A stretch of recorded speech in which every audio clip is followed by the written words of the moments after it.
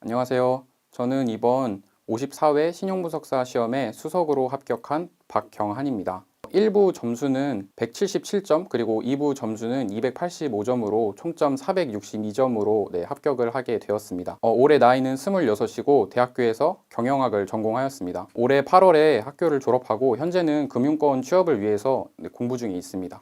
제가 졸업을 하고 나서 어떤 직무를 이제 하는 게 좋을지 고민이 많았었는데 계속해서 찾아보다가 금융 쪽으로 제가 꿈이 생기게 되었습니다. 그 중에서도 기업의 이제 자금줄 역할을 하는 금융기관에서 일을 하고 싶다는 생각이 들었는데 그때 기업 금융과 그리고 기업 여신 쪽으로 제가 하고 싶은 직무를 잡게 되었는데요. 그래서 그 부분에 대해서 많이 찾아보게 되었는데 신용분석사라는 자격증을 알게 되었습니다. 금융기관이 기업에 대출을 해줄 때 그 기업이 금융기관에 제때 그리고 제대로 돈을 갚을 수 있는지를 파악을 먼저 해야 하는데요. 기업의 종합적인 어떤 신용 상황을 파악하기 위한 회계적인 지식과 그리고 재무 분석 능력, 그리고 현금 흐름 분석, 또 신용 평가 능력 등을 분석하는 데 있어서 어떤 그런 회계적이고 비회계적인 자료를 분석하는 능력을 평가하는 데 신용 분석사가 가장 기초가 되는 자격증이라는 것을 알게 되었습니다. 실제로 현업에 종사하고 계시는 실무자 분들께서도 이 자격증을 많이 따신다는 것을 알게 되었습니다. 그래서 이 자격증을 준비하게 되었습니다.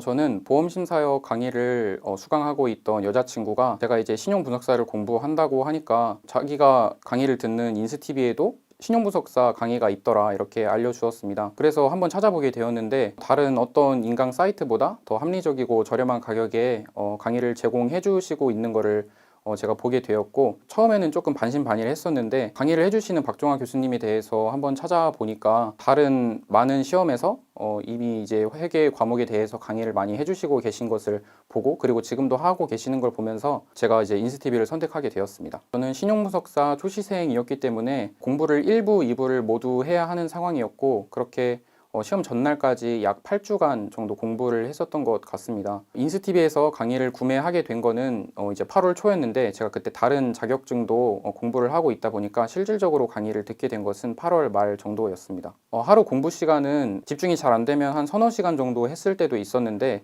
평균적으로 따져봤을 때 하루에 한 7시간 정도 했었던 것 같고 그렇게 총 공부 시간은 약 한 250시간 정도는 넘었었던 것 같습니다. 그런데 이제 개인적인 다 목표가 있으시고 그렇기 때문에 각자의 상황에 맞게 공부 시간을 잘 조절하시고 그리고 이 시험의 평균 합격선이 60점 이상만 넘으면 합격이 가능한 시험이기 때문에 각자의 목표에 맞게 공부량을 조절하시는 게 좋을 것 같습니다.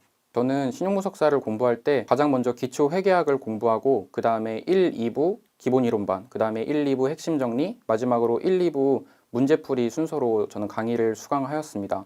교수님께서 회계는 못해도 5회독 이상은 하셔야 된다고 수업 중에 계속해서 강조를 하시는데 저 같은 경우에 기본 이론반을 통해서 1회독을 완료를 하였고 그 다음에 핵심 정리를 통해서 2회독, 그 다음에 마지막으로 제 남은 자기 공부 시간을 할애해서 남은 3회독을 추가해서 총 5회독을 하게 되었습니다. 그리고 이론과 문제풀이는 항상 같이 가져가는 식으로 공부를 했는데요. 문제풀이도 또한 5회독을 완료하였고요. 문제풀이의 경우 제가 기본 이론반을 수강을 했을 때 기본 이론반을 강의를 수강하고 제가 배운 데까지 문제풀이를 진행을 하였고요. 그리고 또 핵심 정리를 공부하면서도 핵심 정리를 공부한 그 양까지 문제풀이를 또 한 번 하는 식으로 이론을 2회독 하면서 문제풀이도 같이 2회독을 하는 방식으로 회독을 했고 그 다음에 남은 자기 공부 시간을 통해서 5회독을 채워갔습니다.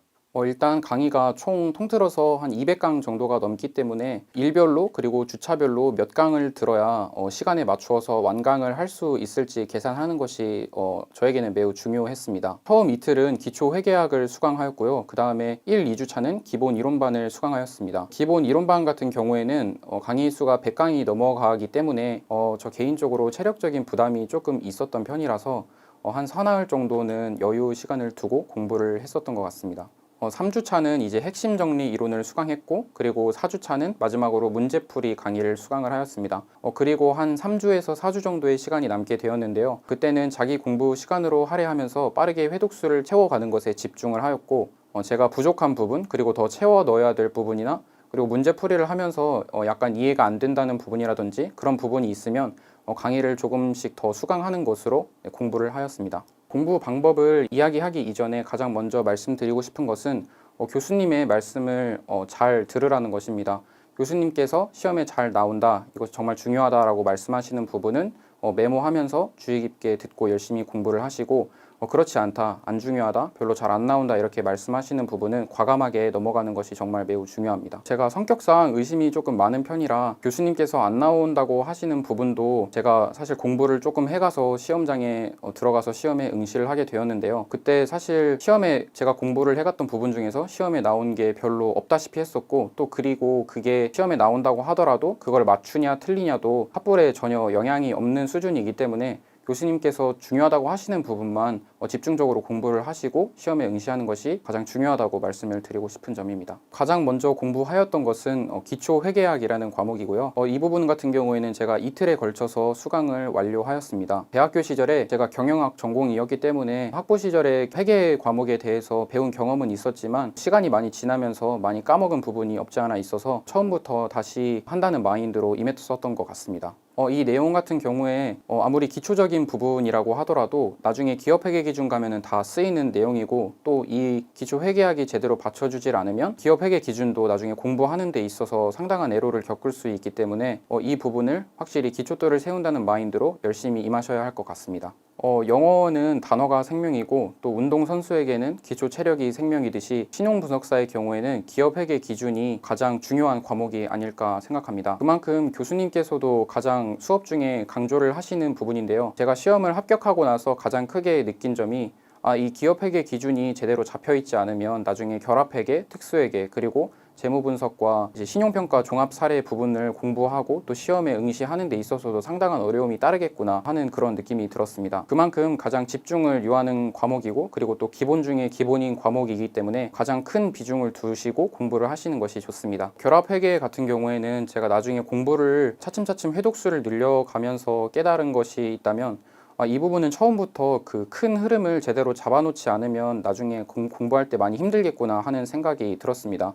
왜냐하면 결합회계에 나오는 그 이론 같은 경우에는 이 말이 저 말 같고 저 말이 이 말 같기 때문에 조금 상당히 비슷한 내용이 많은 부분이라고 생각을 합니다. 그렇기 때문에 처음부터 흐름을 잡아놓지 않으면 나중에 공부하는데 어려움이 생길 수 있기 때문에 처음부터 큰 흐름을 잡고 공부를 하시는 것을 추천드립니다. 교수님 커리큘럼에 따라서 처음에 합병에 대해서 이해하고, 그 다음에 지분법 회계와 연결 회계에 대해서 차례대로 큰 틀을 이해하는 것이 가장 중요하다고 생각을 하고요. 투자 지분율에 따라서 시세 차익이 적인 경우, 그 다음에 유의적인 영향력을 행사하는 경우, 그 다음에 지배력을 획득하는 경우를 나눠서 회계 처리를 알고 이해하는 것이 가장 중요합니다.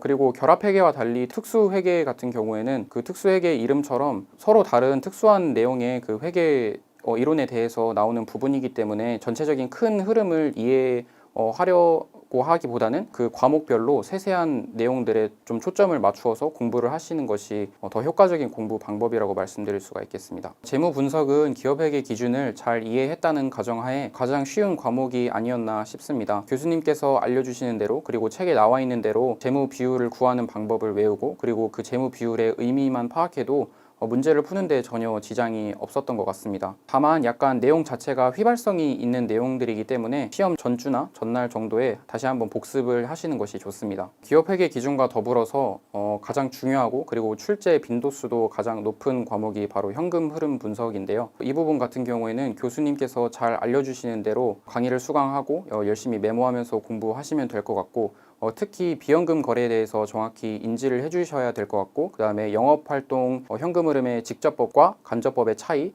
마지막으로 현금 흐름 분석 쪽만 열심히 공부하신다면 시험 푸시는데 전혀 지장이 없으실 것 같습니다. 저는 사실 매경 테스트 자격증을 최우수로 취득한 바 있고, 그렇기 때문에 경제 상황이라든지 시장 상황에 대해서 공부하는 것이 큰 어려움은 없었습니다. 그런데 이러한 백그라운드에도 불구하고 제가 가장 크게 느꼈던 점이, 교수님께서 정말 수험생들에게 필요한 부분을 찝어 주시려고 노력하시고 정말 시험에 나오는 부분만 강의를 해주시려고 노력을 해주시는구나 라는 것을 가장 크게 느낀 곳이 이 시장 환경 분석 과목이었습니다.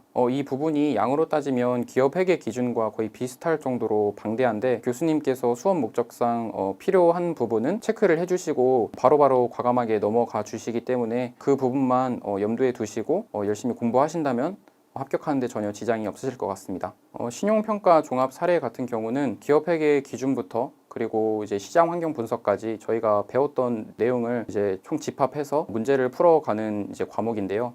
이 부분 같은 경우에는 교수님께서 해주신 말씀대로 그렇게 깊고 디테일하게 공부를 하지는 않았던 것 같습니다. 왜냐하면 저희가 이제 시험에서 신용평가를 해야 되는 기업은 시험마다 다 다르게 나오기 때문에 그 부분을 깊게 공부한다고 해도 어차피 또 다른 기업을 이제 분석을 해야 되는 상황에 놓이기 때문에 그 부분은 그렇게 깊고 디테일하게 공부하지는 않았던 것 같습니다. 문제풀이 시간에 교수님과 함께 한 2번 정도 기업의 신용을 분석하면서 감을 익히는 정도로만 공부를 했었던 것 같습니다. 문제지를 처음 받아보게 되면 신용평가를 위한 많은 자료와 정보들을 제공받게 되는데요. 이 부분에 있어서 모든 자료들이 다 필요한 것도 아니고, 그리고 모든 자료들을 다 이용하지도 않기 때문에 이제 90분 동안 시간에 쫓기지 않고 29문제를 모두 풀 수 있는 개인적인 팁을 알려드리자면, 첫 번째로는 29문제를 전부 이제 훑어보면서 이 문제를 풀기 위해서 필요한 재무 비율이 무엇인지 시험지 맨 앞쪽에 적어둡니다. 그 다음에 두 번째로는 단기, 전기, 전전기 이렇게 값을 모두 구해 놓으면 이제 29문제 중에서 한 20문제는 전혀 시간에 지장 없이 구해 놓은 그 비율 값을 통해서 바로바로 문제풀이에 적용할 수 있기 때문에 그렇게 팁을